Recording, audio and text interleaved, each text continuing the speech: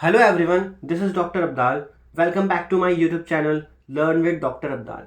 सो आज का हमारा टॉपिक है प्रोबेबिलिटी डेंसिटी फंक्शन. सो ये क्या होता है, स्टार्ट करते हैं विदाउट वेस्टिंग एनी टाइम. तो इससे पहले मैं दो वीडियो बनाई हैं जो प्रोबेबिलिटी से रिलेटेड है, जो इस टॉपिक से भी रिलेटेड है. वो है रैंडम वेरिएबल और है प्रोबेबिलिटी मास फंक्शन. अगर आपने वो वीडियो नहीं देखी तो आप उस वीडियो को देखो, तो आपको ये वीडियो बहुत ईजिली समझ आ जाएगी. इसमें आपको ज़्यादा एफर्ट नहीं डालने पड़ेंगे.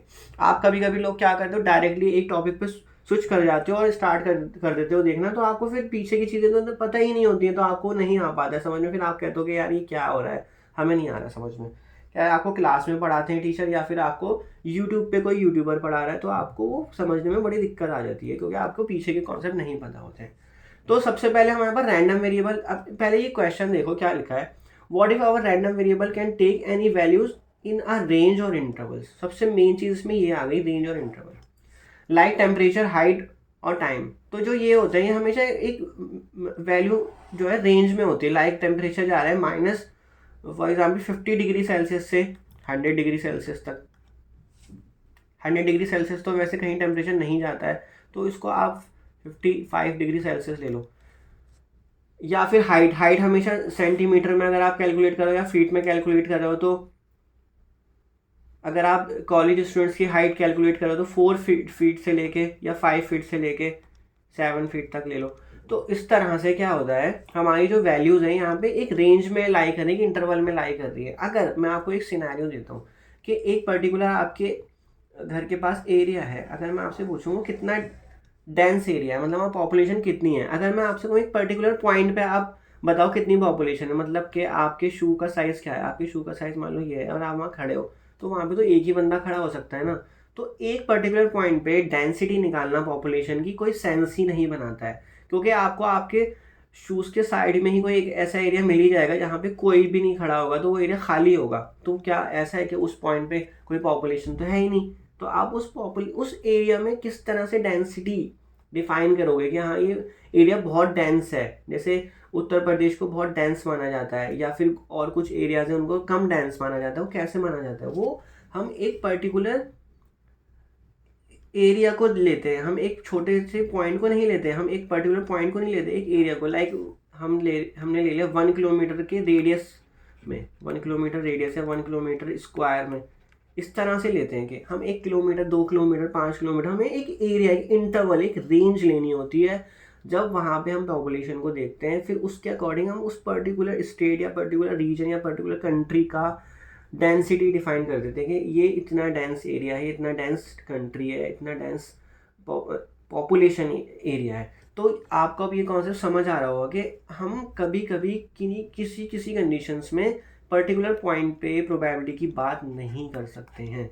हमें एक पर्टिकुलर एरिया, एक पर्टिकुलर इंटरवल, एक पर्टिकुलर रेंज, लाइक जैसे ही रेंज है आपकी 50 डिग्री से -50 डिग्री सेल्सियस से 55 डिग्री सेल्सियस, आप एक रेंज में बात कर सकते हो. एक पर्टिकुलर पॉइंट पे बात वहाँ पे सेंस नहीं बनेगा. जैसे मैंने ये पॉपुलेशन का आपको एग्जांपल दिया, तो यहीं पे कॉन्सेप्ट आ जाता है प्रोबेबिलिटी डेंसिटी फंक्शन का. तो इसलिए यहाँ पे वर्ड आ रहा है डेंसिटी. तो उसके लिए आपको एक एरिया, एक इंटरवल ही लेना पड़ेगा. एरिया, इंटरवल या फिर रेंज लेनी पड़ेगी, तभी आप प्रोबेबिलिटी की बात कर सकते हो. तो उसके लिए हमने एक टर्म डिफाइन कर दी, प्रोबेबिलिटी डेंसिटी फंक्शन. तो वो जो रैंडम वेरिएबल वैल्यू ले रहा है वो एक रेंज में वैल्यू लेता है. आपने कंटिन्यूस रैंडम वेरिएबल पढ़ा भी है. वो हमेशा एक रेंज में वैल्यू लेता है, वो अनकाउंटेबल वैल्यूज लेता है. और जो आपका डिस्क्रीट होता है वो लिस्टेबल वैल्यूज लेता है, उसको आप लिस्ट कर सकते हो. काउंटेबल फाइनाइट या काउंटेबल इनफाइनाइट. लेकिन जब कॉन्टिन्यूस का केस आ जाता है तो वहाँ पे अनकाउंटेबल आती हैं. अनकाउंटेबल तो इनफाइनाइट होता ही होता है, और साथ में वहाँ पे इंटरवल आ जाएगा या फिर रेंज आ जाएगा. इस तरह से ही होगा. तो हम वहीं पे बात करते हैं प्रोबेबिलिटी डेंसिटी फंक्शन की. तो आगे हम इसको और समझते हैं, उसकी डेफिनेशन देखते हैं मैथमेटिकल, फिर आपको और क्लियर हो जाएगा. सो इसकी मेन डेफिनेशन जो है मैथमेटिकल है, probability density function describes how the total probability which is 1, क्योंकि टोटल प्रोबेबिलिटी हमेशा किसी भी फंक्शन के लिए 1 ही रहती है. How the total probability is spread और distributed continuously over the possible values of a continuous random variable. मतलब एक रैंडम वेरिएबल है, मान लो वो वैल्यू ले रहा है 1 to 10, इस इंटरवल में वैल्यू ले रहा है वो, है ना. क्योंकि अनकाउंटेबल एक इंटरवल में, एक रेंज में वैल्यू लेता है कंटिन्यूस के केस में. अब उसमें किस तरह से प्रोबेबिलिटी डिस्ट्रीब्यूट की गई है, वन जो वन प्रोबेबिलिटी है, वन प्रोबेबिलिटी को किस तरह से डिस्ट्रीब्यूट किया गया है वही आपका फंक्शन डिफाइन करके देता है, उसी फंक्शन को हम बोलते हैं probability density function. So if x is a continuous random variable then the probability density function is a function fx। उसको डेंसिटी फंक्शन को मतलब उसको pdf से लिखा जाता है इन शॉर्ट, और प्रोबेबिलिटी डेंसिटी फंक्शन को fx से डिनोट किया जाता है, और प्रोबेबिलिटी मास फंक्शन को किससे डिनोट किया जाता था, p से। तो हम जब प्रोबेबिलिटी निकालते हैं प्रोबेबिलिटी मास फंक्शन में हम एक पर्टिकुलर पॉइंट पर प्रोबेबिलिटी निकालते थे, क्या आपने एक डाई उछाला, एक सिक्का उछाला तो क्या आ रहा है, लेकिन यहाँ पे इंटरवल के लिए निकालेंगे कि x जो रैंडम वेरिएबल, जो कंटिन्यूस रैंडम वेरिएबल है, ठीक है, वो एक रेंज में वैल्यू ले रहा है a टू b। तो a टू b जो वैल्यू ले रहा है उसकी वो वैल्यू लेने की प्रोबेबिलिटी क्या होगी, वो जो a टू b के बीच में वैल्यूज ले रहा है उसकी वो प्रोबेबिलिटी क्या होगी, वो प्रोबेबिलिटी निकलती है इंटीग्रेट करके किसको, डेंसिटी फंक्शन को। तो हम डेंसिटी फंक्शन को, जो which is the probability density function, उसको इंटीग्रेट करते हैं जो लिमिट आपने बोली है आपको एक्स रैंडम वेरिएबल के लिए जो रेंज डिफाइन की गई है a टू b, तो a टू b हमने उसकी लिमिट रख दी, तो यहाँ से बन के आ जाता है आपका probability from a to b which random variable is taking and which is a continuous random variable. तो आई होप आपको ये अब थोड़ा कॉन्सेप्ट क्लियर हो रहा होगा कि हम जब भी कंटिन्यूस की बात करेंगे, प्रोबेबिलिटी डेंसिटी फंक्शन की बात करेंगे, तो उसमें एक इंटरवल ही होगा, आप इंटरवल के लिए ही प्रोबेबिलिटी निकाल सकते हो, लेकिन मास फंक्शन में आप पर्टिकुलर पॉइंट्स पे निकालते थे।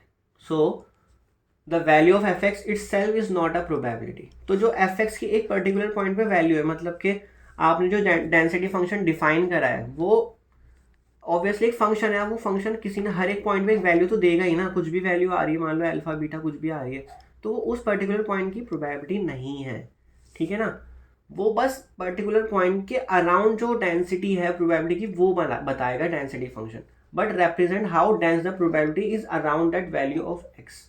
सो अगर किसी पर्टिकुलर पॉइंट पे आप डेंसिटी फंक्शन के लिए प्रोबेबिलिटी निकालना चाहते हो तो वो हमेशा जीरो आएगी, ठीक है, मतलब कि एक पर्टिकुलर पॉइंट पे, जैसे मैंने अभी पॉपुलेशन वाला आपको एग्जांपल दे रहा, एक पर्टिकुलर पॉइंट पे खड़े हो अगर, ठीक है, तो उस पर कोई सेंस ही नहीं बनता कि आप उसकी पॉपुलेशन की डेंसिटी चेक करो, तो इसलिए एक पर्टिकुलर पॉइंट पे प्रोबेबिलिटी हमेशा जीरो आएगी, वेयर एक्स, यहाँ पे एक्स क्या है आपका, कॉन्टीन्यूस रैंडम वेरिएबल है, तो हमेशा हम एक पॉइंट के अराउंड चेक करते हैं, तो x इज इक्वल टू 2 के अराउंड 1.9 से लेके 2.1 तक चेक कर लिया हमने, तो हमें पता लग गया कि उसकी जो वैल्यू आ रही है वो आएगी प्रोबेबिलिटी एक्चुअल में, तो वो इंटीग्रेट करके ही पता लगेगा। तो यहाँ पे इंटीग्रेशन एक तरह से एरिया को भी डिनोट करता है, आपने पढ़ा होगा अगर एफ एक्स कोई फंक्शन है तो जब आप उसका इंटीग्रेट करते हो ना, तो इंटीग्रेट करने का मतलब होता है उसके नीचे जो एरिया है ना, एक्स एक्सिस और उस कर्व के बीच में जो एरिया है, मान लो आपका इंटरवल है यहाँ से यहाँ तक, a टू b की बात कर रहे हो आप, मान लो ये 1.9 है, 2.1 है, तो जो आपने इंटीग्रेट करा है ना 1.9 से 2.1 तक, जो यहाँ पे आपने इंटीग्रेट करा है एफ एक्स को, तो वो आएगा ये एरिया, ये जो एरिया है पूरा, तो इसको भी डिनोट करता है।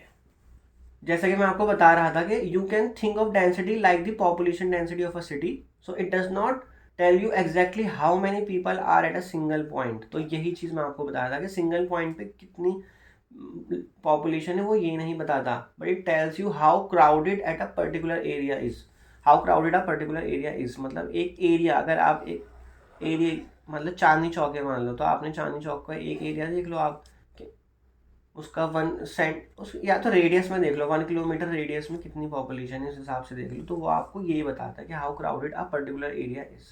तो यही कॉन्सेप्ट है प्रोबेबिलिटी डेंसिटी फंक्शन का, that how tightly probability is packed near that point, मतलब एक पॉइंट के अराउंड किस तरह से प्रोबेबिलिटी पैक्ड है, जो आप a टू b निकालते हो प्रोबेबिलिटी, ठीक है, probability of x line between a to b, तो ये बताता है। सो नेक्स्ट प्रॉपर्टीज आ गई जो आपने प्रोबेबिलिटी मास फंक्शन में पढ़ी थी, सेम वही है कि वो नॉन नेगेटिव होगा, मतलब जो भी एफ एक्स की वैल्यूज आएंगी वो नॉन नेगेटिव होंगी, मतलब जीरो होंगी या जीरो से ग्रेटर होंगी, और टोटल प्रोबेबिलिटी 1 होगी। तो प्रोबेबिलिटी मास फंक्शन के केस में हम सारी प्रोबेबिलिटीज का सम करते थे और वो सारी प्रोबेबिलिटीज का सम 1 आता था। तो डिस्क्रीट में हमेशा सम करोगे और कंटिन्यूस में हमेशा इंटीग्रेशन करोगे। अब इंटीग्रेशन के लिए आपकी लिमिट पूरी रखी जाएगी, पूरी रियल लाइन पे करोगे, क्योंकि पूरी रियल लाइन को आप किस तरह से लिखते हो, -इन्फिनिटी टू इन्फिनिटी, ये पूरा आपकी रियल लाइन होती है, -infinity to infinity open interval. तो यहाँ पे इसको इंटीग्रेट करोगे इसकी वैल्यू 1 आएगी। तो ये दो प्रॉपर्टीज होती हैं प्रोबेबिलिटी डेंसिटी फंक्शन की। नेक्स्ट, अब आपके पास दोनों फंक्शन आ गए, probability mass function and probability density function. तो उनका डिफरेंस आपको क्लियर होना चाहिए कि variable type probability mass function हमेशा डिस्क्रीट के लिए हम करते हैं, मतलब डिस्क्रीट रैंडम वेरिएबल के लिए पढ़ते हैं, और प्रोबेबिलिटी डेंसिटी फंक्शन हम कंटिन्यूस रैंडम वेरिएबल के लिए करते हैं। अगर आपको रैंडम वेरिएबल में कंफ्यूजन है तो आप मेरी रैंडम वेरिएबल वाली वीडियो देखो, उसमें मैंने आपको डिस्क्रीट और कंटिन्यूस दोनों एक्सप्लेन करें एग्जाम्पल के साथ। तो फंक्शन सिंबल, तो आपको सिंबल पता है पी एक्स और एफ एक्स यूज करते हैं। Next, probability at a point, probability at a point probability mass function में हमेशा कुछ ना कुछ निकल के आता है, लेकिन प्रोबेबिलिटी डेंसिटी फंक्शन में वो हमेशा एक पॉइंट पे जीरो आता है। प्रोबेबिलिटी ओवर अ रेंज, तो प्रोबेबिलिटी ओवर रेंज अगर आप निकाले तो हम सम करोगे, मतलब आप मान लो रैंडम वेरिएबल वैल्यू ले रहा है 0 1 2 3 4 5, तो अगर आप इस रेंज में निकालना चाहते हो 0 2 3, तो आप क्या करोगे, किन किन वैल्यूज के लिए सम करोगे। अगर आप डिस्क्रीट की बात कर रहे हो तो 0 1 2 और 3 के ऊपर समेशन करोगे, इन 4 वैल्यूज के लिए सम कर लोगे। लेकिन जो आपका डेंसिटी फंक्शन होता है उसमें आप इंटीग्रेट करते हो, अगर ओवर अ रेंज आपसे पूछा जा रहा है तो इंटीग्रेट का मतलब वही आता है area under a curve F x.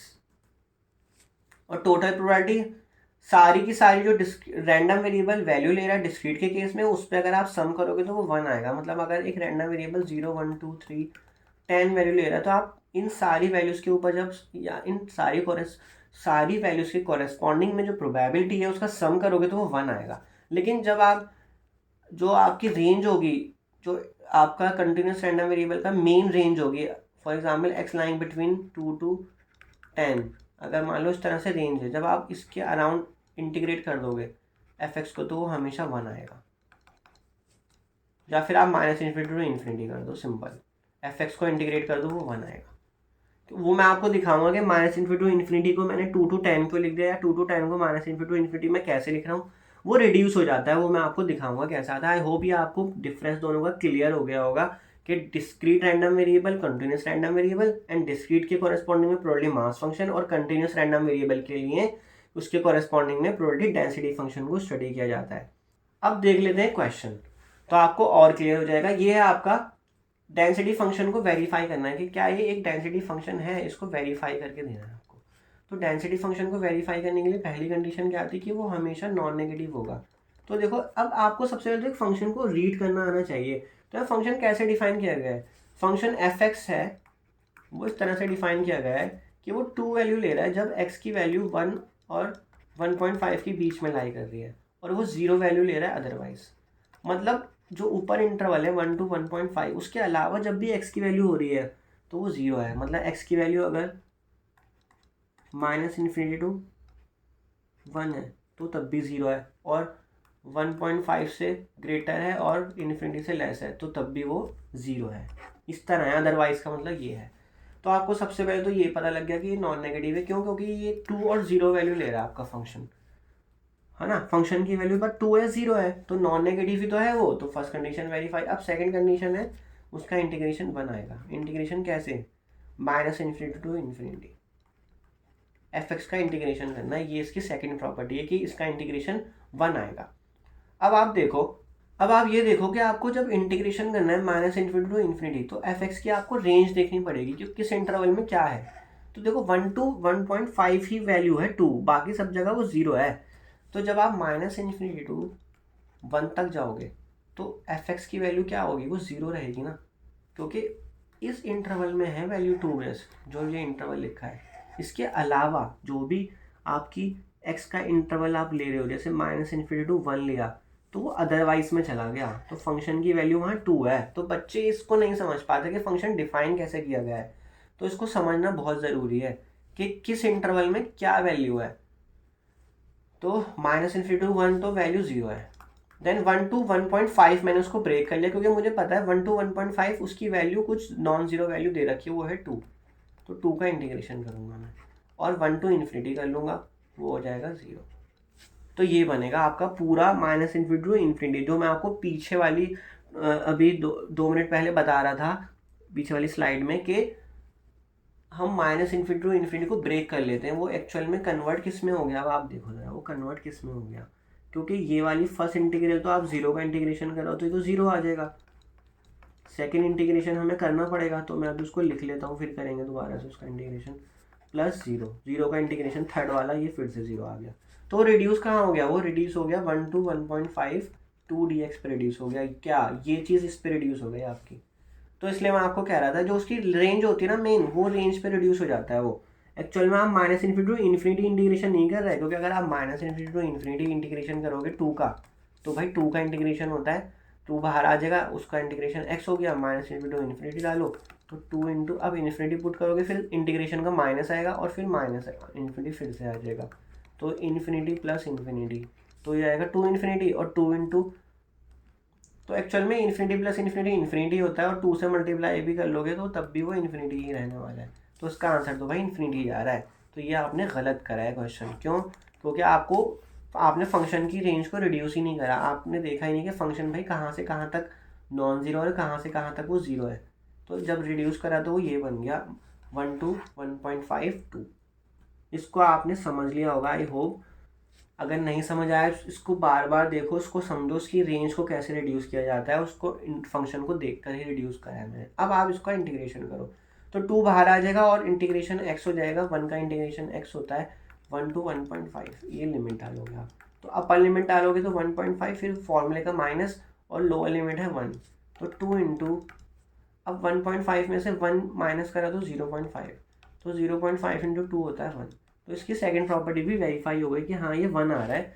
तो दोनों चीज़ें वेरीफाई हो गई कि वो नॉन नेगेटिव भी है और वो उसका integration minus infinity to infinity 1 है। तो ये एक्चुअल में आपका प्रोबेबिलिटी डेंसिटी फंक्शन है। ठीक है, ये तो वेरीफाई हो गया। अगर मैं आपको इसी में एक और पार्ट दे दूं कि आप फाइंड करो probability of X less than equal to, for example अगर मैं इसमें कर दूं 1.2 कर दूं मैं, अगर मतलब मुझे रैंडम वेरिएबल एक्स की वैल्यू फाइंड करनी है 1.2 और उससे छोटी जब भी है, तो उसकी प्रोबेबिलिटी क्या होगी? तो उसके लिए आप क्या करोगे, 1.2 से लेस है ना, तो 1.2 तो हाईएस्ट लिमिट होगी और माइनस इन्फिनिटी तक जाएगा ये, तो ये आ गया आपका एफ एक्स डी एक्स। अब आप इसे फिर से ब्रेक करोगे माइनस इन्फिनिटी टू 1, मुझे क्योंकि पता है 1 माइनस इन्फिनिटी 1 के बीच में वो जीरो है, तो इसलिए मैंने उसको अलग कर दिया, वो वही जीरो वैल्यू है, मुझे उसका कोई काम नहीं है, तो मैंने उसको अलग करके रख दिया। अब 1 से कहाँ तक जाओगे, जो आपकी लिमिट है हाईएस्ट यहाँ पे 1.2 सॉरी। अब 1 to 1.2 क्या वैल्यू लिखोगे? अब इसको देखो आप ज़रा, ये रेंज क्या तक है, 1 to 1.5 तक ये रेंज, और 1 to 1.5 पे वैल्यू क्या डिफाइन की गई है, 2। तो 1 to 1.5 पे अगर 2 है तो 1 to 1.2 पे भी तो 2 ही रहेगा ना, उसमें सारी उस इंटरवल में हमेशा वैल्यू 2 ही दे रहा है वो, तो एफ एक्स की वैल्यू 2 आ गई यहाँ पे। अब फर्स्ट इंटरवल तो 0 हो गया, सेकेंड इंटीग्रेशन में 2 बाहर और x की लिमिट 1 to 1.2, तो ये हो जाएगा 2 इंटू 1.2 माइनस 1। ठीक है ना, upper limit minus lower limit करते हैं ना, तो 2 इंटू 0.2 तो 0.4 वैल्यू आ गई इसकी। इस तरह से हमने इंटरवल में निकाली, एक रेंज में निकाली है ये, क्योंकि कंटिन्यूस के केस में हमेशा हम मोस्टली रेंज में ही बात करते हैं, इंटरवल में ही प्रोबेबिलिटी की बात करते हैं। तो इस तरह से आपसे पूछा जा सकता है कि इस रेंज में, इस इंटरवल में प्रोबेबिलिटी निकाल के बताओ क्या होगी रैंडम वेरिएबल एक्स की। आई होप आपको ये सिंपल सा क्वेश्चन समझ आया होगा और आपका कॉन्सेप्ट, एटलीस्ट सिंपल क्वेश्चन हम इसलिए भी लेते हैं कि आपका कॉन्सेप्ट क्लियर हो जाए कि आपको डेंसिटी फंक्शन क्या है, वेरीफाई कैसे किया जाता है और उसमें प्रोबेबिलिटी कैसे निकाली जाती है, वो चीज़ क्लियर हो जाए। सो नेक्स्ट क्वेश्चन देखते हैं, let X be a continuous random variable with probability density function. तो यहाँ पे ना बोल रहा है उसकी प्रोबेबिलिटी डेंसिटी फंक्शन ऑलरेडी है, वेरीफाई नहीं करना है आपको, आप सीधा प्रोबेबिलिटी निकाल के बता दो। लेकिन अगर आप चाहते हो कि मैं वेरीफाई करूँ तो एक बार वेरीफाई वाला भी देख लेते हैं, चलो कॉन्सेप्ट। तो फर्स्ट होता है वो नॉन नेगेटिव होना चाहिए। क्या एफ एक्स हमेशा नॉन नेगेटिव होगा? देखो अगर मैं इस इंटरवल में बात करूँ एक्स लाइंग बिटवीन 0 to 1, तो जब 0 to 1 लाई कर रहा है एक्स की वैल्यू यहाँ कुछ भी डालो, देखो एक्स की वैल्यू 0 डालोगे तब भी 0 आएगा, 0.5 डालोगे तब भी पॉजिटिव आएगा, 1 डालोगे तब भी पॉजिटिव आएगा। और अगर आपने नेगेटिव डाला तो नेगेटिव के लिए लिमिट ये वाली डिफाइन नहीं है, नेगेटिव के लिए यहाँ जाना पड़ेगा अदरवाइज में, मतलब कि माइनस इन्फिनिटी से लेके 0 एंड 1 से लेके इन्फिनिटी, तब आपको 0 को यूज़ करना पड़ेगा। I hope this is clear. तो आपका फंक्शन हमेशा नॉन नेगेटिव आएगा, आपका फंक्शन सिर्फ 2x है या फिर 0 है, 2x कब है फंक्शन? जब 0 to 1 लाई कर रहा है x की वैल्यू, 2x तब है। और जब ये वाली वैल्यू है x की, अदरवाइज की वैल्यू मैंने खुद से बनाई है, बनाने की जरूरत भी नहीं है आपको, ऊपर वाली से देख के ही पता लग रहा है कि बाकी वैल्यू के लिए वो 0 है fx। अब सेकंड उसका इंटीग्रेशन -∞ to ∞ fx dx, तो करते हैं इसका इंटीग्रेशन। तो सबसे पहले मैं -∞ से अब कहाँ तक जाऊँगा, क्योंकि मुझे पता है -∞ और 0 से लेस वो हमेशा 0 है, तो मैंने 0 ले लिया। प्लस अब 0 के बाद 0 से 1 ले लो, तो 0 से 1 वैल्यू fx की 2x है। सो 0 से 1 2x की वैल्यू क्या है, और 0 to 1 fx की वैल्यू 2x है, तो इसका इंटीग्रेशन। अब 1 के बाद 1 से लेके इन्फिनिटी तक उसकी वैल्यू 0 में जाएगी, तो इसलिए मैंने 0 ले लिया, क्योंकि फंक्शन जो है वो 0 डिफाइन किया गया है। अदरवाइज में जब 0 1 की, जब x की वैल्यू 0 1 नहीं है तो हमेशा फंक्शन की वैल्यू 0 है, तो 1 to ∞ उसकी वैल्यू 0 आ गई। तो 0 प्लस 2x का इंटीग्रेशन करोगे 2/2 x स्क्वायर, 0 से 1, और ये नेक्स्ट भी 0, तो 2/2 तो 1 हो गया। अब x स्क्वायर में 1 डालोगे तो 1 का स्क्वायर 1 माइनस 0, तो ये आ गया 1। तो ये वेरीफाई हो गया कि हाँ इसका इंटीग्रेशन जो है वो 1 आ रहा है। तो आपको ये पता लग गया कि हाँ जो आपका गिवन फंक्शन है वो एक प्रोबेबिलिटी डेंसिटी फंक्शन है। ठीक, अब आपसे जो प्रोबेबिलिटी पूछी गई है वो निकाल दो। प्रोबेबिलिटी पूछी जा रही है x लाइन बिटवीन 0.5 to 1, ये पूछी जा रही है। तो आपको कुछ नहीं करना, fx का आपको इंटीग्रेशन करना है 0.5 से 1 के बीच में, बस ये है इसका मतलब। क्योंकि हमेशा कंटिन्यूस के केस में, कंटिन्यूस रैंडम वेरिएबल के केस में प्रोबेबिलिटी एक इंटरवल के लिए ही पूछी जाती है, एक रेंज के लिए पूछी जाती है। तो उसको हम जो भी रेंज या जो भी इंटरवल दिया गया है उसमें fx का हम इंटीग्रेशन कर देते हैं। ये होता है कॉन्सेप्ट प्रोबेबिलिटी डेंसिटी फंक्शन का और कंटिन्यूस रैंडम वेरिएबल का। तो इंटीग्रेट कर दो 0.5 से लेके 1 तक fx का, fx की वैल्यू है 2x, तो बस 2/2 x स्क्वायर, और 0.5 से 1 तक जा रहे हो आप, तो 1 का स्क्वायर 1 और 0.5 का 0.25, तो 0.75। आई होप आपको अब ये प्रोबेबिलिटी निकालना आने लगा होगा कि डेंसिटी फंक्शन में हम कैसे प्रोबेबिलिटी निकालते हैं।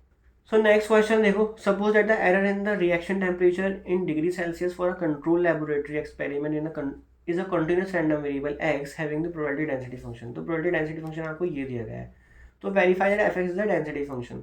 तो वेरीफाई करने के लिए fx हमेशा नॉन नेगेटिव होना चाहिए। क्या है वो नॉन नेगेटिव है? अगर मैं x की वैल्यू -1 से 2 कुछ भी डालता हूँ, कहाँ पे? एक्स स्क्वायर में। फॉर एग्जाम्पल एफ ऑफ, अगर मैं -1 भी ले लूँ ना, जबकि -1 से वो ग्रेटर है, एक्स की वैल्यू -1 से ग्रेटर, तो -1 का स्क्वायर करूँगा और डिवाइड बाई 2। एफ एक्स है ना, एफ एक्स की वैल्यू क्या है? एफ एक्स एक्स को कहाँ मैप करता है? एक्स स्क्वायर बाई 2 पर मैप करता है। तो -1 को कहाँ मैप करेगा? -1 स्क्वायर बाई 2, तो 1/2 which is greater than equal to 0। अब मैं x की कुछ भी वैल्यू ले लूँ, 0.5 ले लूँ, तो 0.5 का मतलब वो 0.5 का स्क्वायर करेगा फंक्शन पहले और 2 से डिवाइड कर देगा, क्योंकि एफ एक्स मेरा ऐसे ही डिफाइन किया गया ना, एक्स स्क्वायर बाई 2 करके, तो बस 0.25/2 which is greater than equal to 0, और बाकी सब जगह तो वो 0 ही है। तो हमेशा स्क्वायर होने की वजह से, क्योंकि यहाँ पे स्क्वायर गिवन है आपको, तो वो हमेशा नॉन नेगेटिव ही रहेगा, तो इसमें तो कोई दिक्कत नहीं होने वाली है आपको। तो ये आपका नॉन नेगेटिव हो गया। सेकेंड, उसका इंटीग्रेशन -∞ to ∞ fx dx। अब आप फिर से ब्रेक कर लोगे इसकी लिमिट। अगर आप चाहो ना डायरेक्टली भी कर सकते हो, मैं इतना -∞ to ∞ कर रहा हूँ ना, आप सीधा -1 to 2 इंटीग्रेट कर दो। मैं बस आपको दिखा रहा हूँ कि किस तरह से लिमिट को ब्रेक किया जाता है। तो इसमें तो ये 0 आएगा fx, और -1 से 2 की वैल्यू x स्क्वायर बाई 3 आएगी, और फिर 2 के बाद 2 to ∞ उसकी वैल्यू फिर से 0 आ जाएगी। अब फर्स्ट और थर्ड इंटीग्रल तो 0 हो गए, सेकेंड इंटीग्रल को इंटीग्रेट कर लेते हैं, तो 1/3 तो कांस्टेंट बाहर आ गया इसमें से, और एक्स स्क्वायर की इंटीग्रेशन क्या आगे बनेगी? x³/3, तो 3 बाहर कर दिया x³ और उस पर लिमिट लगा दी, तो 1/9। 2 का क्यूब करोगे, फिर माइनस फॉर्म लेगा और -1 का क्यूब करोगे। ये मैं करके दिखा रहा हूँ आपको ताकि आपको क्लियर रहे। तो माइनस बाहर है और -1 का क्यूब भी -1 होता है, तो 8 - -1 9, और बाहर भी 9 है, तो 9/9 1, तो इसका इंटीग्रेशन 1 आ गया। तो इसका मतलब ये डेंसिटी फंक्शन है, मतलब -∞ to ∞ fx dx की वैल्यू 1 आनी चाहिए हमेशा, अगर वो डेंसिटी फंक्शन है। अगर नहीं आ रही तो वो डेंसिटी फंक्शन नहीं है, सीधा सीधा लिख देना आप उसको, फिर वो डेंसिटी फंक्शन नहीं है। बट अच्छे से चेक करना, कभी आप जल्दबाजी करो और लिख के आ जाओ कि वो भाई डेंसिटी फंक्शन नहीं है। अब आपको लिमिट प्रोबेबिलिटी निकालनी है एक्स लाइंग बिटवीन 0 एंड 1। तो जब भी आप किसी इंटरवल के लिए लिमिट प्रोबेबिलिटी निकालते हो तो आपको इंटीग्रेशन करना होता है उसी लिमिट में। तो 0 to 1 fx dx करना पड़ेगा आपको। अब 0 to 1 इसमें कहाँ लाई करेगा बताओ? क्या -1 से 2 0 to 1 लाई करेगा? तो ऑब्वियसली करेगा, क्योंकि -1 to 2 में ही तो आता है 0 to 1 भी। तो इसलिए मैं एफ एक्स को यही यूज़ करूँगा, x²/3 ही यूज़ करूँगा मैं यहाँ पे। तो 1/3 x³ 0 to 1, तो 1/9 1 - 0 तो 1/9। तो ये आ गया आपका आंसर, यही पूछा गया है आपसे। आई होप ये प्रोबेबिलिटी आपको समझ आई होगी। सो एक लास्ट क्वेश्चन देख लेते हैं, फिर इसको हम कंक्लूड कर रहे हैं कि हाँ डेंसिटी फंक्शन आपको समझ आ गया है। क्योंकि मैंने सिंपल एग्जांपल ले लिया, अब मैं एक थोड़ा सा लेवल हाई एग्जांपल ले रहा हूँ, तो आपको समझ आ जाएगा डेंसिटी फंक्शन में कैसे क्वेश्चन बनते हैं। So the life time of a light bulb in hours is modeled by a continuous random variable x with probability density function given to you, जो यहाँ पे गिवन है। ठीक है, next find the probability that a light bulb last more than 2000 hours. तो आपको ये probability निकालनी है। तो मैं एक बार इसको वेरीफाई करके भी दिखा दूँ क्या आपको? तो वेरीफाई में सबसे पहले एफ एक्स नॉन नेगेटिव होगा। क्यों होगा? देखो 1/1000 एक नॉन नेगेटिव नंबर है और एक्सपोनेंशियल हमेशा नॉन नेगेटिव वैल्यू देता है। एक्सपोनेंशियल का अगर आप कर्व बनाओगे ना तो वो 0 पे ना 1 वैल्यू लेता है, 0 पे 1 वैल्यू लेता है, और जब -∞ पे जा रहा है और +∞ पे जा रहा है तो वो इस तरह से बनता है। मतलब वो ऐसे 0 की तरफ जा रहा है बिल्कुल। फिर 0 पे जब आया तो वो 1 पे टच करेगा, और फिर जब इन्फिनिटी जा रहा है x की वैल्यू तो वो इन्फिनिटी की तरफ चला जाएगा। तो ये एक्सपोनेंशियल x का ग्राफ होता है ऐसा। ठीक है, मतलब जब x की वैल्यू इन्फिनिटी की तरफ जा रही है तो वो इन्फिनिटी की तरफ जा रहा है, लेकिन जब x की वैल्यू -∞ की तरफ जा रही है तो आपका जो ये कर्व है वो कहाँ जा रहा है? वो 0 की तरफ जा रहा है, क्योंकि 0 लाइन है ना, ये जो लाइन है आपकी 0 लाइन होती है, ये लाइन। अब वो बिल्कुल 0 की तरफ जा रहा है, तो मतलब लिमिट x टेंडिंग टू -∞ पे एक्सपोनेंशियल x जो है वो 0 जाता है, और limit x tending to infinity पे एक्सपोनेंशियल x जो है वो इन्फिनिटी जाता है। मतलब कि इसका जो आर्ग्यूमेंट है, जब वो बिल्कुल -∞ की तरफ जा रहा है तो वो 0 हो जाएगा, और जब +∞ जा रहा है तो इन्फिनिटी हो जाएगा। तो ये नॉन नेगेटिव तो आ गया। नेक्स्ट इसका इंटीग्रेशन कर लो, -∞ to ∞ fx dx। ये पूछा नहीं गया, लेकिन मैं आपको वेरीफाई करके दिखा देता हूँ।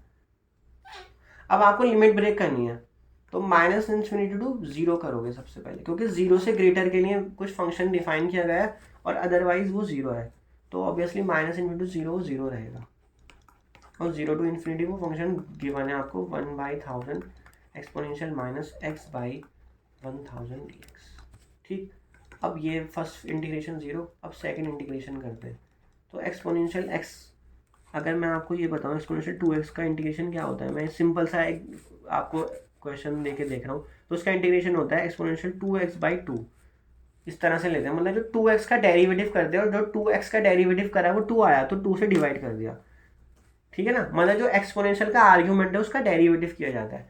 तो एक्सपोनेंशियल का आर्ग्यूमेंट का मैं अगर यहाँ डेरिवेटिव करूँ तो क्या होगा? वो आएगा -1/1000, ये आएगा, है ना।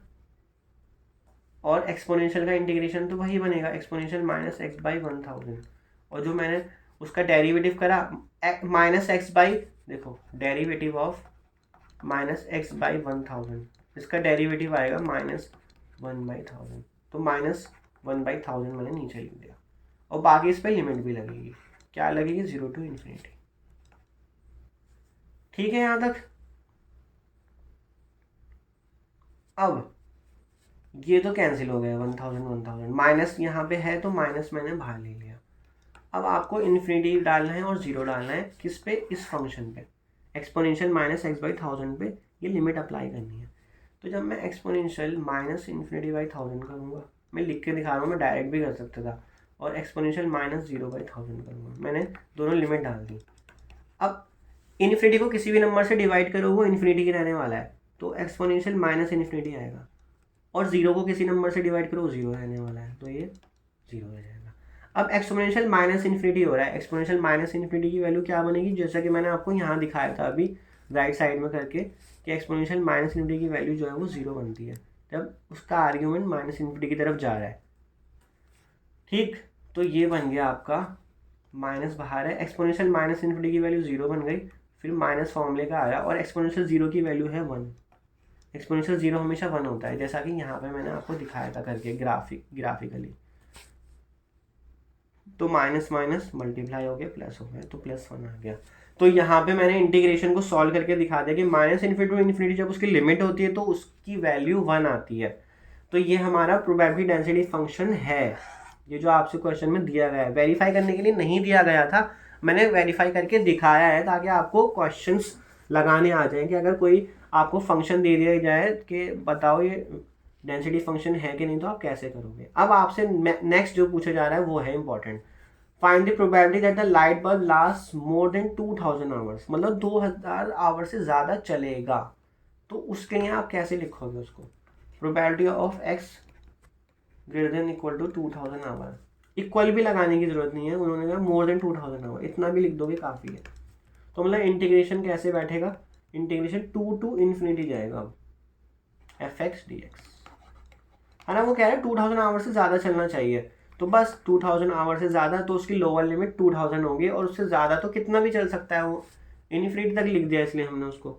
वैसे तो ऑब्वियसली लाइट बल्ब की लाइफ फाइनाइट ही होती है, लेकिन हमने उसको इन्फिनिटी लिख के ये बता दिया कि वो उसके बाद कितना भी चले, हमें तो उसकी प्रोबेबिलिटी निकाल के देनी है, हमें नहीं देखना फाइनाइट इनफाइनाइट, हमें तो बस उसके बाद कितना चलेगा 2000 आवर के बाद। अब fx क्या था, 1/1000 एक्सपोनेंशियल माइनस x/1000 dx, ये करना है। ये मैंने fx आपका जो क्वेश्चन में गिवन था वहीं से देख के लिख दिया। तो 1/1000 बाहर आ जाएगा, फिर एक्सपोनेंशियल का इंटीग्रेशन करोगे ये आ जाएगा, और माइनस x/1000 जो मैंने यहाँ करके दिखाया था उसका डेरिवेटिव वो डिवाइड कर दोगे उसके डेरिवेटिव से, और लिमिट अब क्या डालोगे, 2000 से इन्फिनिटी डलेगी, ऊपर डली थी 0 to इन्फिनिटी, तो ये 1000 कैंसिल, माइनस का 1 बाहर आ गया, तो ये बन गया आपका एक्सपोनेंशियल माइनस इन्फिनिटी बाई 1000, फिर माइनस फॉर्मूले का एक्सपोनेंशियल माइनस 2000/1000, ये मैंने अपर लिमिट और लोअर लिमिट डाल दी इसमें। तो -1 एक्सपोनेंशियल माइनस इन्फिनिटी बनेगा, क्योंकि इन्फिनिटी को 1000 से डिवाइड कर रहे हो तो वो इन्फिनिटी रहेगा, और माइनस भी लगा है साथ में, फिर माइनस 2000 डिवाइड बाई 1000, ये वैल्यू बन जाएगी -2, तो ये वैल्यू 0 होगा एक्सपोनेंशियल माइनस इन्फिनिटी, और माइनस एक्सपोनेंशियल -2, तो माइनस माइनस प्लस, तो एक्सपोनेंशियल -2, तो यही आपका आंसर है इसमें।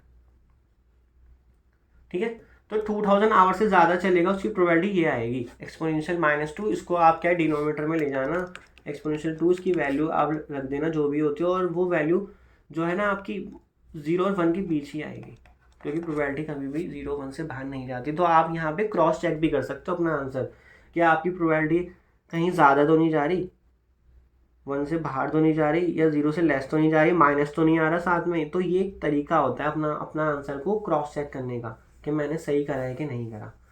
सो आई होप आपको आज की वीडियो समझ आए होगी, प्रोबेबिलिटी डेंसिटी फंक्शन क्लियर हो गया होगा। तो आई होप आपको random variable, then discrete random variable, then continuous random variable, probability mass function है, प्रोबेबिलिटी डेंसिटी फंक्शन, ये सारे कॉन्सेप्ट आपको क्लियर हो गए होंगे। अब आपका बेस पूरी तरह से तैयार है, अब आप आगे और भी चीज़ें ईजिली कर सकते हो। तो फिर मिलेंगे नेक्स्ट वीडियो में, तब तक आप प्रैक्टिस करते रहो। Thank you so much.